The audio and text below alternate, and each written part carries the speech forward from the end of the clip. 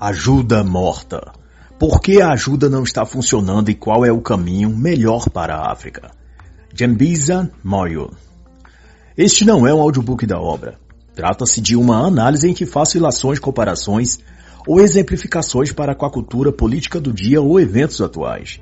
Não reproduz aqui as opiniões da autora e nem se dispensa a leitura da obra no seu todo. É uma tradução minha do original em inglês, por isso pode conter pequenas incorreções, mas que não comprometem o entendimento da obra no seu todo. Dambisa Moyo é economista e escritora africana, nascida em Zâmbia. Trabalhou no Banco Mundial e no Banco de Investimentos Goldman Sachs. Estudou em Harvard e Oxford e foi premiada como jovem líder global pelo Fórum Econômico Mundial. Nesta obra, ela reflete sobre os programas sociais de ajuda à África pelos países ocidentais, e a relevância do tema é justamente porque esse padrão de ajudar os vulneráveis e os oprimidos em nome de uma reparação histórica é o mesmo aplicado em escala regional às chamadas minorias raciais, étnicas ou sexuais nos próprios países do Ocidente. Ou seja, é reproduzido o mesmo sistema de ajuda humanitária, que se resume à doação de alimentos e kits médicos. Desde 1970, a África já recebeu mais de 300 bilhões de dólares em ajuda para o seu desenvolvimento, escreve ela. Mas o que de fato se desenvolveu na África desde então? Pergunta também. Nas últimas 3 décadas, os países mais dependentes da ajuda internacional apresentam uma média de crescimento abaixo de 0,2 ao ano, o que na percepção de Dambisa indica claramente que há algo nesse processo ou método que não está surtindo efeito, e talvez porque o próprio método esteja errado. E é o que sugere a autora ao apresentar o seguinte dado. No pico de fluxo de ajuda para a África entre 1970 e 1998, a taxa de pobreza no continente aumentou de 11% para 66%. E ela aponta o motivo para isso. É que a ajuda humanitária encoraja a corrupção e os conflitos, ao mesmo tempo que desencoraja a livre iniciativa.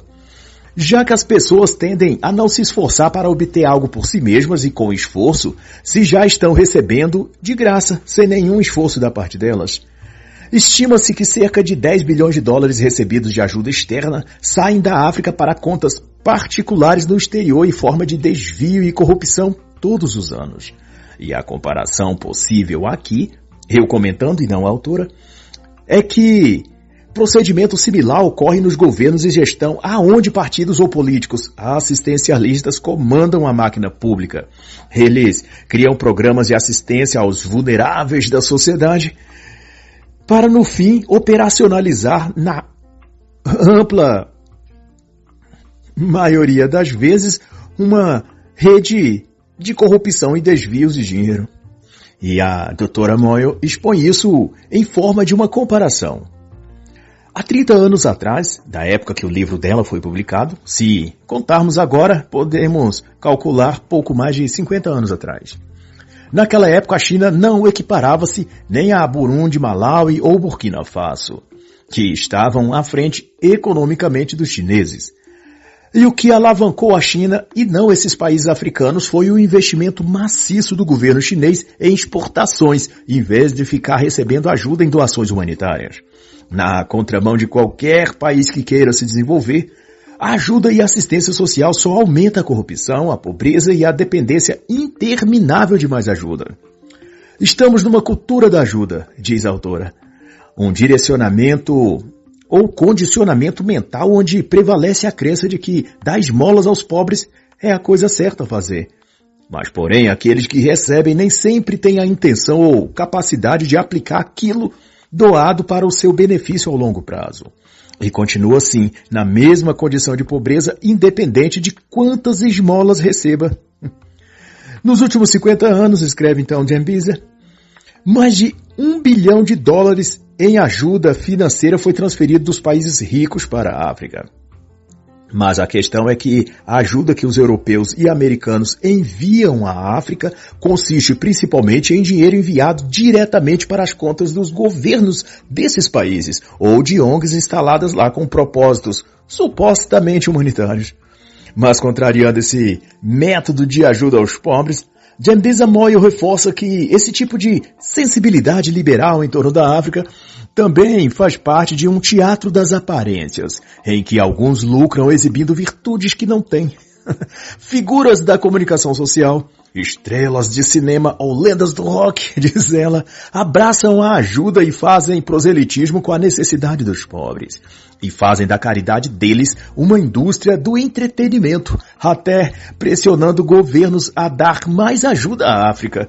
E eles, sendo políticos, temem perder popularidade eleitoral e respondem aos apelos dos artistas doando mais dinheiro aos governos africanos. Mas a ajuda, Dambisa é enfática ao dizer, só ajudou todos esses anos as pessoas continuarem mais pobres na África. Isso porque esse formato de ajuda desacelera o crescimento econômico, porque desestimula as pessoas a empreender. Quanto mais ficam dependentes de ajuda, mais rejeitam outras formas de viver e ganhar o sustento. Se aquilo que precisam fazer para se sustentar demanda esforço e tempo. Ganhar é mais fácil, é mais cômodo do que lutar para conquistar e ter de suar para obter aquilo. Além disso, a ajuda gera um ciclo vicioso de corrupção e distorção do mercado, em que os produtos e mercadorias doadas por ONGs, por exemplo, por governos estrangeiros ou artistas da música e da TV, são desviados e apropriados por milícias armadas e então vendidas e comercializadas no mercado paralelo. Mas, a bem disso, há um caminho mais difícil, porém o único que pode soerguer os países africanos e é o remédio amargo do investimento em exportação e infraestrutura. Nações como Botsuana, Camarões, Quênia, Malawi, Moçambique, África do Sul, Tanzânia e Zâmbia, dentre outros, possuem um volume potencial de negócios que pode ser trabalhado para enriquecer o país. A produção de bovinos, frangos, ovos, leite, produtos lácteos, tudo isso fornece uma boa base a ser explorada e desenvolvida nessas regiões. Mas o que ocorre é que a insegurança e instabilidade política atrapalham a continuidade dos programas econômicos que trariam a África para uma situação melhor econômica e socialmente e a fizesse vencer a pobreza extrema. Macroeconomicamente, há espaço e opções para qualquer governo trabalhar, mas o panorama político vive de ressaltos e tomadas e retomadas do poder, inviabilizando o necessário ambiente de estabilidade administrativa nos governos para que se efetive um processo longevo de mudanças estruturais no país. E as mudanças necessárias são muitas, o que significa que demandam tempo para serem implementadas, e um cenário político altamente rotativo e fluido demais, essas iniciativas não podem prevalecer. A autora lembra ainda que mais de 700 milhões de africanos vivem com menos de $1 por dia, e o continente abriga ainda cerca de 50% de todos os pobres do mundo. Dados do Relatório de Desenvolvimento Humano da ONU informavam que, até 2015, pelo menos, a África seria responsável por cerca de 1/3 da pobreza mundial. Na década de 1990 era de apenas 1/5, ou seja, de lá para cá só piorou, em detrimento de ter aumentado exponencialmente a remessa geral de ajuda aos países africanos. A média de vida dos africanos é de 60 anos, e em algumas regiões de apenas 30 anos de idade. 1 em cada 7 crianças morre antes de completar 5 anos de idade. Porém, há esperança desse continente superar essas estatísticas, porque em torno da metade de sua população é jovem, com idade inferior a 15 anos, na época em que esses estudos foram feitos, é claro, na primeira década de 2000. Não obstante, a autora é resoluta em afirmar que a África só sairá desse estado de coisas se redefinir o tipo de assistência internacional que recebe e do modo como aplicar os recursos para se tornar independente de ajuda, e não como ocorre hoje, de cada vez depender mais dessa ajuda. De acordo com a Dambisa, há 3 tipos de ajuda humanitária ou emergencial, dada em resposta a catástrofes e calamidades, a ajuda baseada em caridade, e é oferecida por organismos civis e religiosos, e por fim a ajuda sistêmica, que é a que a África vem recebendo todos esses anos e tem sido a raiz de seus problemas de estagnação econômica e social. Nem todo tipo de ajuda é boa, enfatiza a autora. Os milhões de dólares transferidos anualmente diretamente para governos locais, por exemplo, não fazem bem aos pobres da África, pois nem mesmo chegam a eles em qualquer tipo de benfeitoria social ou econômica. E é, portanto, impossível não ver que esses anos todos de não desenvolvimento da África, apesar dos bilhões despejados nas contas dos governos africanos, só demonstra que a forma e tipo de ajuda que a África recebe não resolve o problema dela, de pobreza, de fome, de violência. É o mesmo tipo de leitura da realidade, fazendo eu esse comentário, que precisa ser feito nos demais países, como no Brasil, dominado pela cultura assistencialista premeditada pelas siglas partidárias ligadas à esquerda. Os pobres não saem da pobreza quando recebem Bolsa Família, auxílio isso, auxílio aquilo. E Dambisa Moyo faz um retrospecto desse ciclo de apoio humanitário e financeiro que, apesar de remontar ao século XIX, até hoje não melhorou ou tirou a África de seu estado de calamidade. Veja bem, em 1896, os Estados Unidos já fornecia ajuda alimentar a países africanos. Ao abrigo da Lei de Desenvolvimento Colonial de 1929, também o governo britânico aplicou diversos subsídios a projetos de infraestruturas nos países africanos mais pobres. E a partir de 1940, a Grã-Bretanha ampliou as ajudas de infraestruturas para abranger também o setor social, como a alimentação e até o lazer. E nessa mesma época, colocou-se em curso o Plano de Ajuda Internacional para a África, baseado nas tratativas de Bretton Woods, e na década seguinte, 1950, a África também foi contemplada pelo Programa Marshall de reconstrução dos territórios atingidos pela guerra.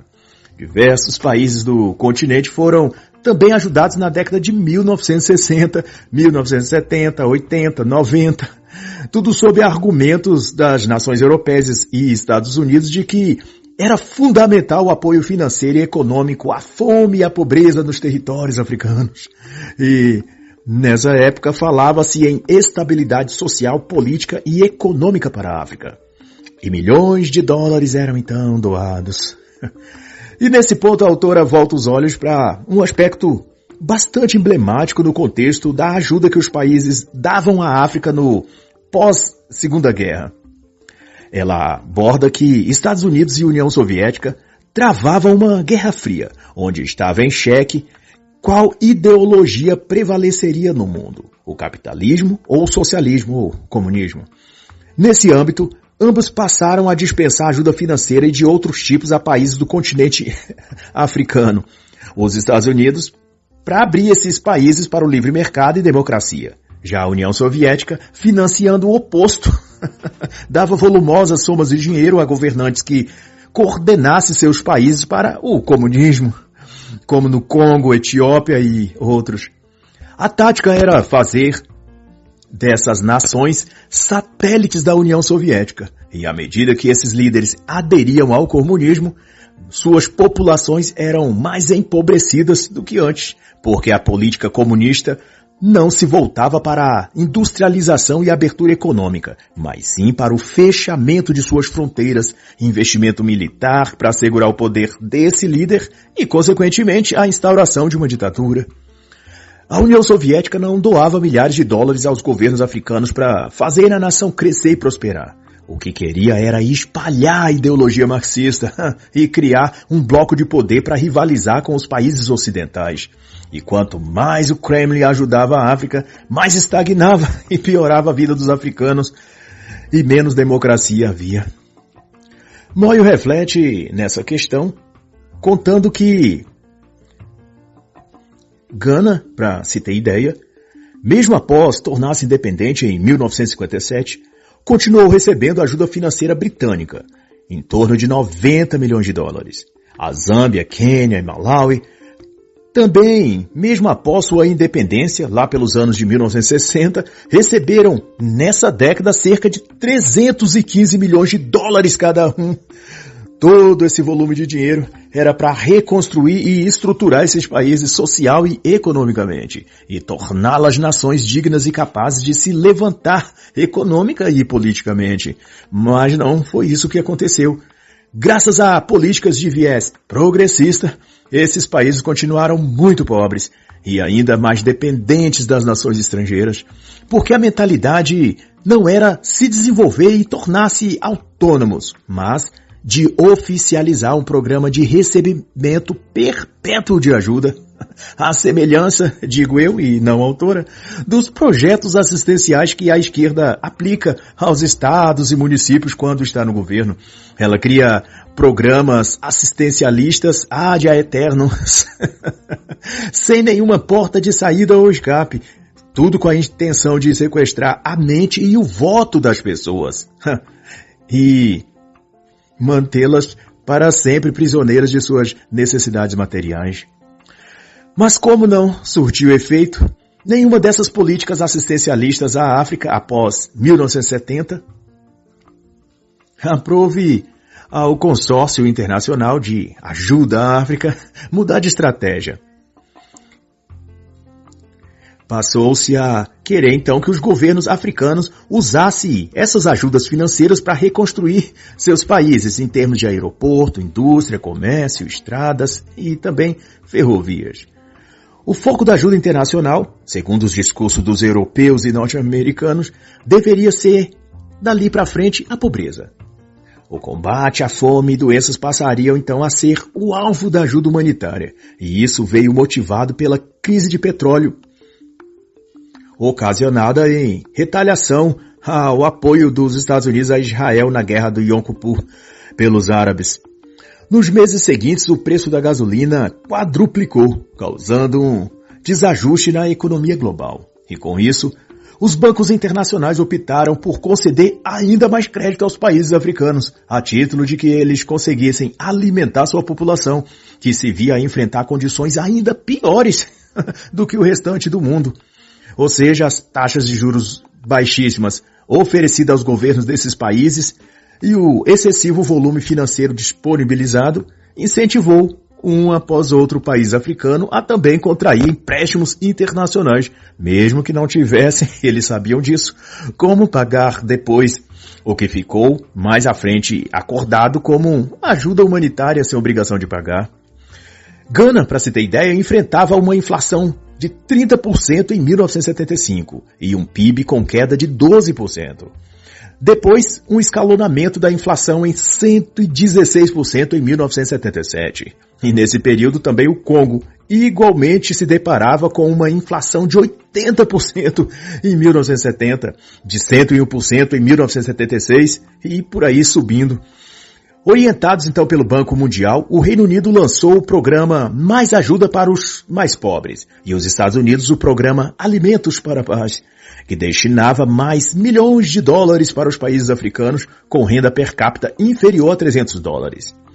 Se antes o pretendido era incentivar o desenvolvimento a partir da infraestrutura do país, energia, transporte, rodovias, indústria, dali para frente o objetivo era só matar a fome das pessoas, concomitante a projetos de vacinação e de contracepção.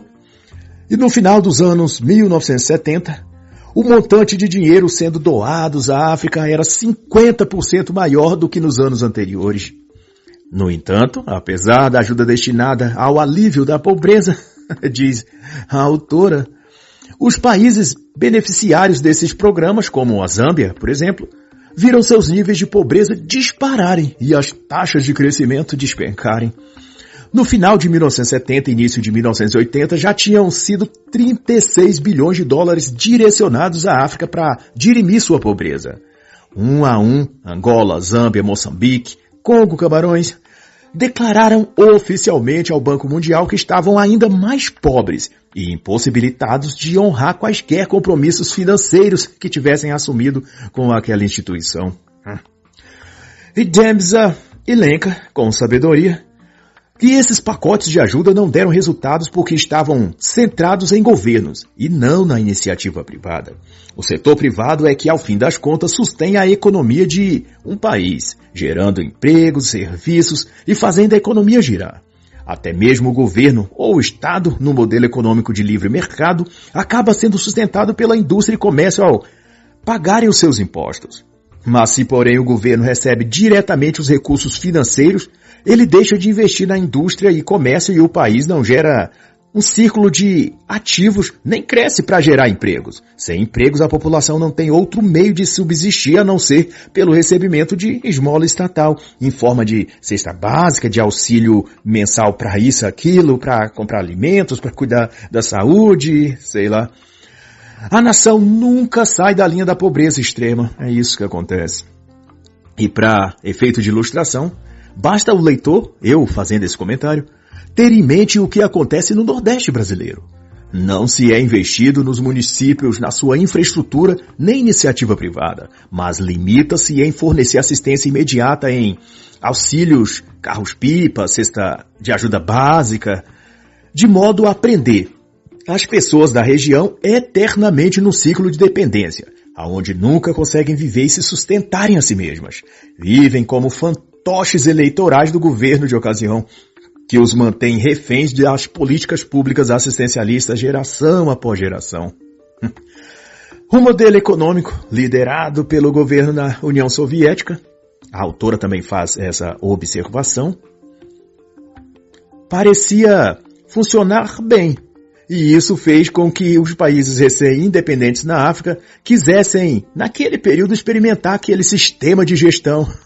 Isso antes de 1980. Quando chegou os anos 1980 e em diante, é que a crescente de erros e tragédias comunistas vieram à tona. E o público viu então a falência generalizada que tal modelo econômico era capaz de produzir, o modelo comunista. Longe de ser algo produtivo, o envolvimento excessivo do governo na economia do país é um obstáculo ao desenvolvimento. Ao invés de facilitar uma expansão econômica, o assistencialismo adoece a economia e distorce os fins e meios para o progresso de uma nação. E foi assim que parte considerável do mundo livre passou a enxergar que as políticas comunistas podiam ser nocivas e retardar o crescimento de um país em vez de o contrário, de ajudá-lo a crescer. E houve então uma vontade política global de intercambiar o mundo para uma abertura econômica maior e geral. E passou-se a congeminar nos círculos do debate político acerca da economia ou princípios neoliberais, que centrou-se na figura do mercado privado como mola propulsora da economia. Mas, contudo, muitos países africanos já tinham passado tempo demais dentro de uma bolha ideológica progressista. E era difícil liberar seu comércio e indústria para um novo programa econômico liberal se não havia, nesses países, nem comércio nem indústrias estruturadas para se aderir a tal programa ou projeto liberal. A alternativa encontrada, então, foi manter a ajuda financeira aos países pobres africanos, mas estes se comprometendo a adotar as soluções de livre mercado que o neoliberalismo disponibilizava. Na prática, significava privatizar indústrias, liberar o comércio para livre iniciativa privada, reduzir o tamanho do Estado, isso é, diminuir as tributações e funções do Estado ou governo sobre a sociedade em geral. Mas o problema econômico era sintoma também de um problema moral. E se não fosse sanado o outro, também não seria qualquer um deles. Em muitos estados africanos, descreve então Moyo, a corrupção atingia níveis epidêmicos. Em 1996, a Nigéria foi classificada a nação mais corrupta do mundo. Outro governante fez uma cerimônia de coroação de si mesmo como imperador e gastou mais de 20 milhões de dólares. Um outro fretou um avião particular para levar a filha a seu requintado casamento. Em ambos os casos, o dinheiro utilizado eram provenientes da ajuda financeira internacional. E falando mais em ajuda financeira, só a União Soviética, à época, doou à África a média de 300 milhões de dólares por ano. Só a Etiópia recebia desse montante mais de 50% e ainda assim nunca deixou de ser um dos países mais miseráveis do mundo. Soma-se a essa ajuda os milhões doados também pelo Banco Mundial e pelo PNUD, o Programa das Nações Unidas para o Desenvolvimento. Depois vieram os anos 2000 e a piedade pela África se tornou tema de músicas e de apresentações artísticas, e uma miríade de cantores e diretores de cinema mundialmente famosos aderiram à causa e mais milhões de dólares eram arrecadados e destinados aos pobres e famintos dessa parte do mundo. Foi nesse clima teatral e midiático, então, que se criou e passou a circular o termo dívida histórica, e também outras. E junto com essa expressão, o conceito de que os países europeus e os brancos ricos tinham uma obrigação moral de doar dinheiro aos africanos, pois eles se apropriaram de suas riquezas minerais ou culturais no período colonial da África. Essa perspectiva foi, é claro, disseminada alegremente pelos partidos políticos progressistas. E, por eles, iniciado um sistema novo de coleta de doações financeiras para a África.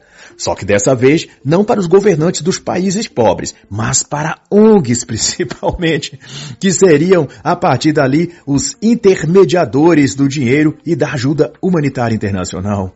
O músico e astro musical Bono, do grupo U2, passou nesse período a surgir como voz pública pelos direitos dos africanos serem reembolsados pelos ricos burgueses do Ocidente. Em outubro de 2005, ele se reuniu com o presidente George Bush para pleitear a causa africana da dívida histórica.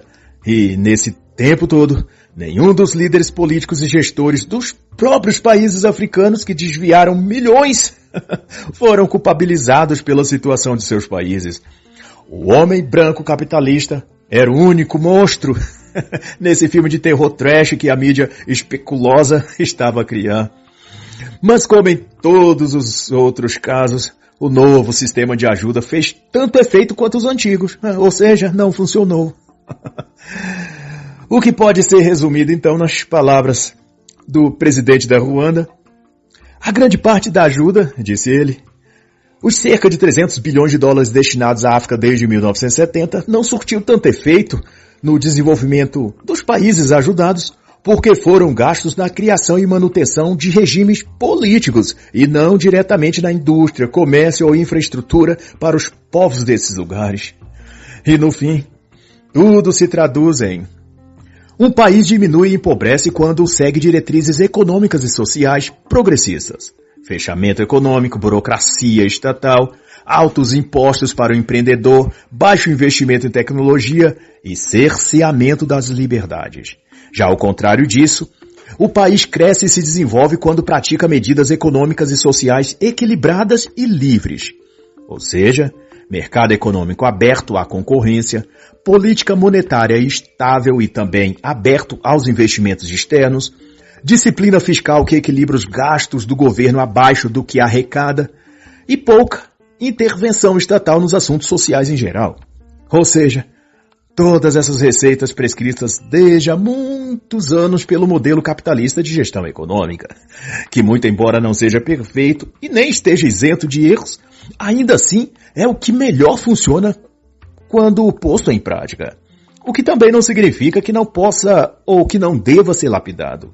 Mas com certeza, seu esfacelamento ou tentativa de destruí-lo e substituí-lo por algum outro modelo chamado Comunismo 2.0, Great Reset, reinicialização global ou algo do gênero, irá somente reproduzir em todo o mundo o que a África vive desde sempre: escassez, corrupção, ditaduras e uma solene e perpétua necessidade de assistência social e financeira internacional. Só que se isso se expandir para o mundo todo, não haverá burgueses brancos e ricos o suficiente para ajudar todo mundo. Simples assim. E assim está escrito: bendita a nação cujo Deus é o Senhor, e o povo a qual escolheu para sua herança. O Senhor olha do céu e vê todos os povos, e do lugar da sua habitação contempla os moradores da terra, e vê as suas obras. E eis que os olhos do Senhor estão sobre os que confiam na sua misericórdia. Salmo 33, 13 a 18. E assim encerra a análise da obra Ajuda Morta. Por que a ajuda não está funcionando e qual o caminho melhor para a África? De Dambisa Moyo.